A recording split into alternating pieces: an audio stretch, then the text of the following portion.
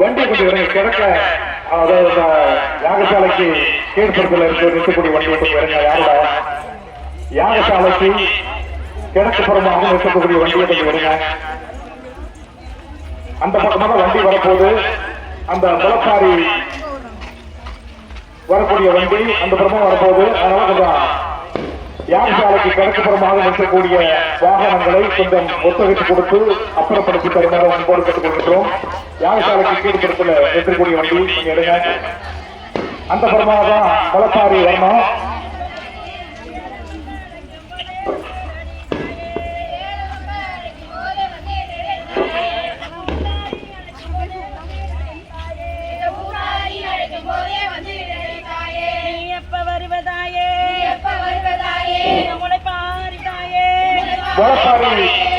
முளப்பாரி வரக்கூடிய அந்த அன்பர்கள்